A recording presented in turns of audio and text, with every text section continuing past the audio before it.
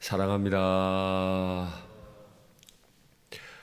대제국의 왕 바로였지만 먼저 있었던 선대 왕조를 다 뒤집어 엎고 새로운 왕조를 세운 바로였지만 히브리 민족이 매우 강하게 세워지는 것을 보고 마음에 크게 두려움이 생겼습니다.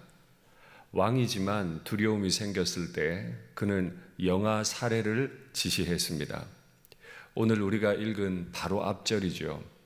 아들이 태어나거든 나일 강에 던지고 딸이거든 살려두라. 사람이 인격을 가졌다면 하기 어려운 명령을 내립니다. 바로 그 시점에 마귀는 그 두려움을 이용해서 바로를 자기의 종으로 삼아버렸습니다. 우리가 믿음의 길을 걷는다고 할 때도 믿음을 따라 살지 않으면 삶의 무게가 너무 무겁게 느껴지고 삶의 문제들로 인해 두려움이 생길 때도 있습니다. 바로 그때 그 두려움을 따라 행하면 우리는 두려움의 종, 또 일시적으로 마귀에게 이용을 당하는 수도 있습니다. 그러니 두려움이 일어날 때마다 주님 앞에 기도하고 믿음 달라고 그 믿음 가지고 살아가는, 믿음 고백하며 하나님의 종으로 살아가는 우리가 되면 좋겠습니다.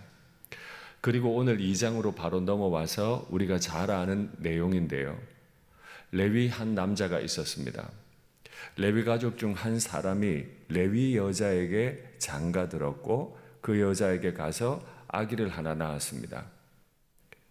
왜 하필 아들을 낳거든 나일강에 던지고 딸이거든 살려두라 라고 하는 바로 한 절 앞에 내용이 있는데 왜 하필 이때 장가들었고 왜 하필 이때 아들을 낳았을까요? 사실 성경을 우리가 잘 알고 있지만 바로 이때 장가들었다고 말할 수 있을까요? 왜냐하면 이미 모세가 태어났을 때는 아론도 있었고 미리암도 이미 태어나 있었습니다. 그리고 이미 자신 혼자 다 판단할 수 있고 뛰어다닐 수 있을 만큼 미리암도 다 자란 상태였습니다. 이 명령이 오래되었든 아니든 성경 기자였던 모세는 자기가 출생했을 때 당시를 성령의 영감을 따라 기록하면서 마치 바로의 명령이 있고 아빠가 장가들었고 바로 자신이 태어난 것처럼 그렇게 이해될 수 있게 기록해 두었습니다. 다른 모든 일들이 의미 없다는 말이 아니라 하나님의 구원 섭리 가운데 이 고난도 부각시켜내고 그리고 그 고난 가운데 하나님이 어떻게 건져내셨는가를 집중하는 것처럼 보입니다. 아기를 낳았는데 아들이 돼버린 거예요. 어떻게 할까요? 이제 왕의 추상 같은 명령은 있고 따를까요 말까요? 그런데 오늘 본문에 보니까 아기가 너무 예뻐요. 아기가 잘 생긴 것을 보고 참아 버릴 수 없어서 3개월 동안 더 기릅니다. 히브리서 11장 23절에 보면 믿음으로 그 부모가 아이를 보니까 아름다워서 버리지 못했다. 아름다웠대요. 그래서 어떤 학자들은 이 아름다움이라는 표현을 단지 아이의 외모의 아름다움이 아니고 이 아이가 앞으로 자라나서 얼마나 아름다운 인생을 살지를 미리 보았다라고 해석하기도 하는데 저는 그렇게 동의하는 편은 아닙니다.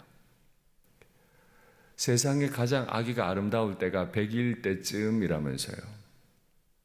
가장 아름답게 자라고 있는 이 아기, 내가 배 아파 낳은 내 아기, 너무 아름다웠을 겁니다. 차마 이 아기를 강물에 던질 수 없었을 거예요.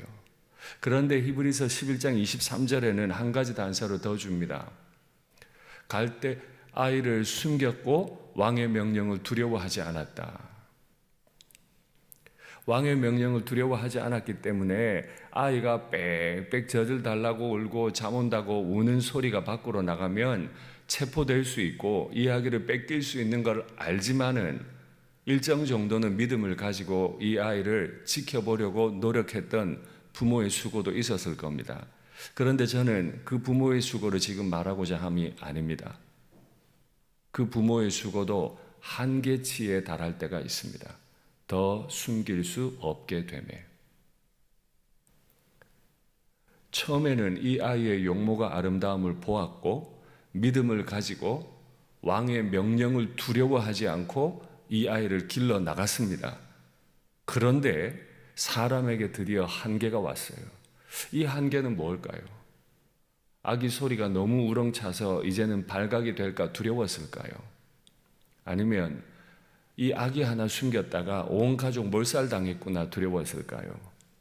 이 아이가 울면 옆집 아이도 같이 울까 두려웠을까요? 하여튼 우리가 주목하는 건 더 숨길 수 없게 되었다라고 모세가 자신 스스로 기록해둔 이 내용입니다.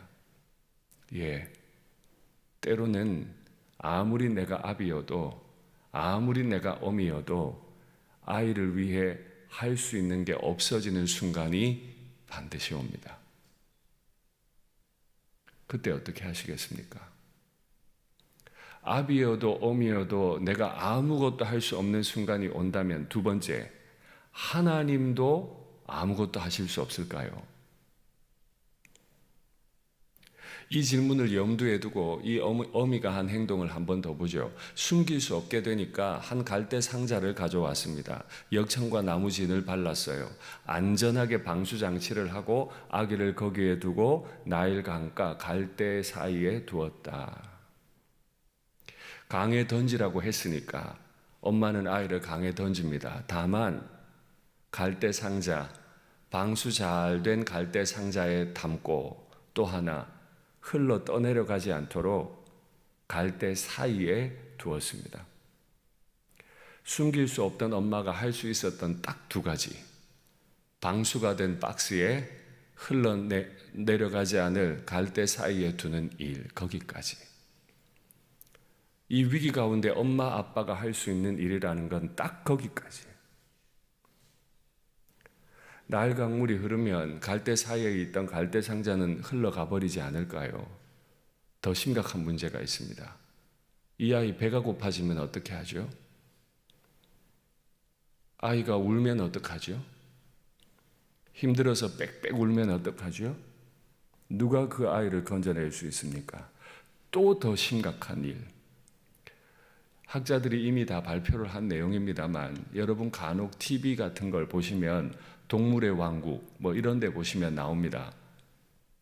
나일 강에는 육지에서 가장 큰 악어가 삽니다. 이 악어는 사슴도 삼켜버립니다. 이 악어를 발로 밟아 죽일 수 있는 하마들도 아주 난폭한 하마들도 삽니다. 아무리 갈대 사이에 숨겨두어도 갈대 사이에 살고 있는 악어를 피할 수는 없죠. 결국 엄마가 할 수 있는 건 아이가 몇 시간 더 살 수 있도록 그의 죽음을 살짝 미룰 수 있는 것밖엔 아무것도 할 수가 없습니다. 바로 그때, 아무것도 할 수 없는 그때 이런 질문을 합니다. 하나님도 아무것도 할 수 없는가? 하나님도 정말 아무것도 할 수 없는가?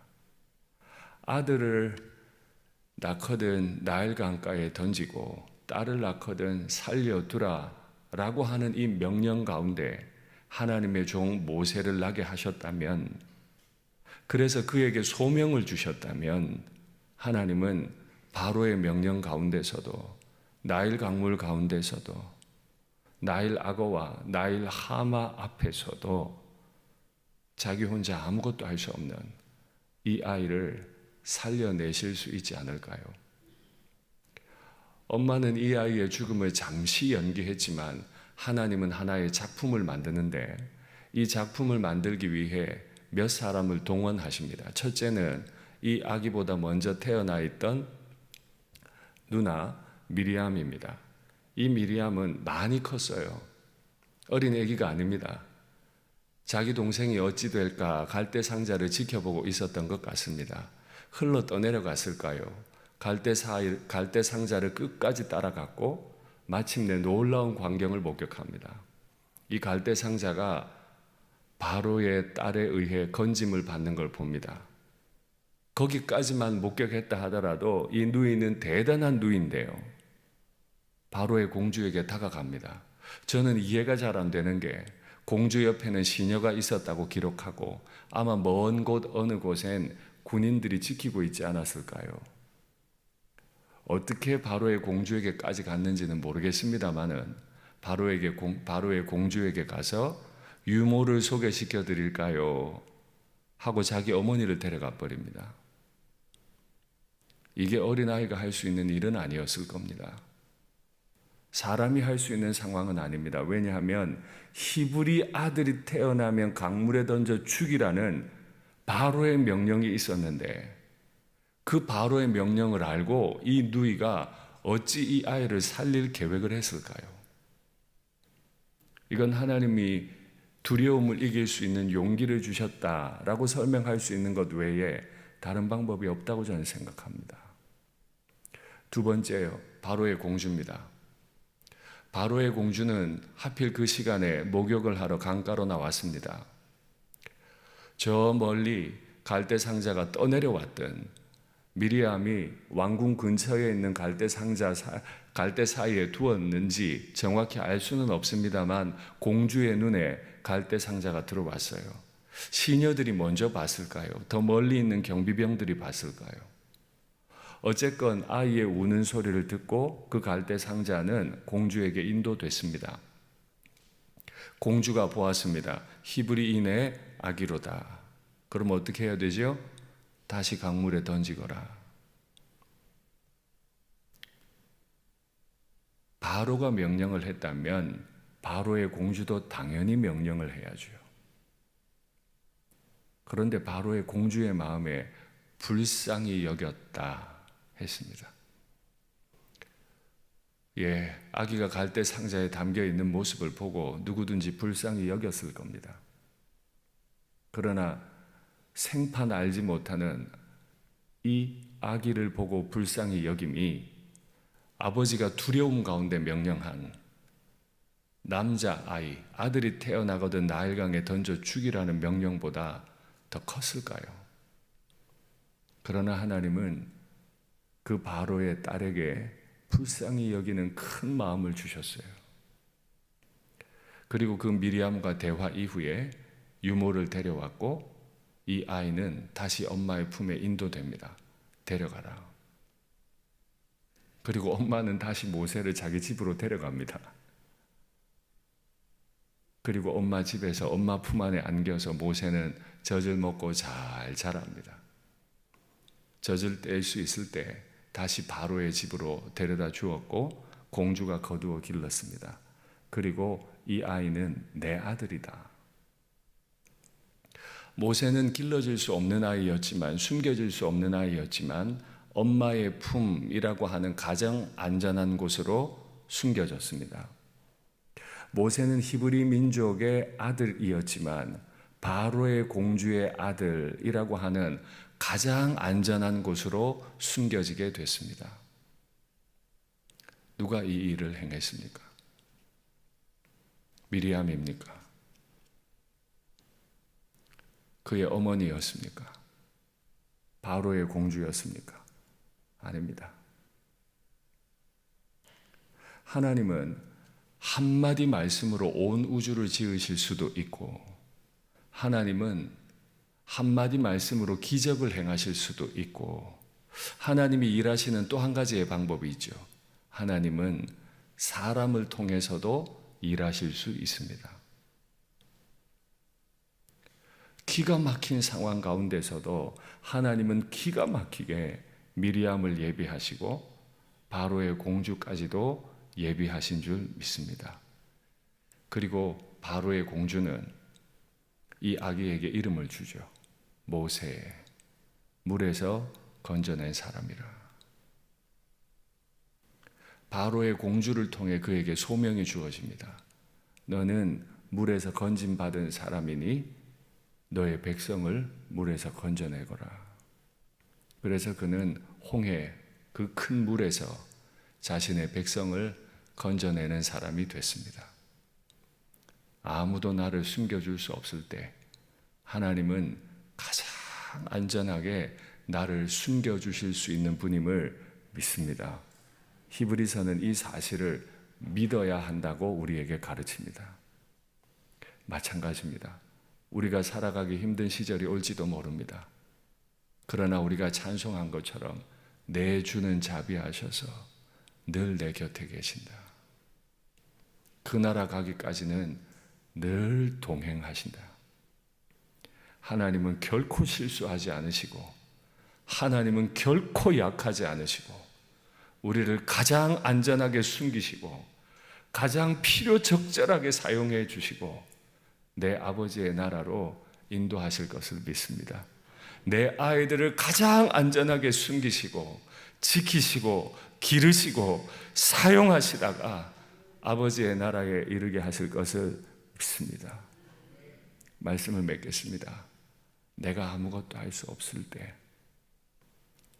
바로 그때가 하나님이 위대한 일을 한 가지 작품을 만드실 시간이 되었던 때다 고백하시고 하나님의 일을 기다리실 수 있으면 좋겠습니다.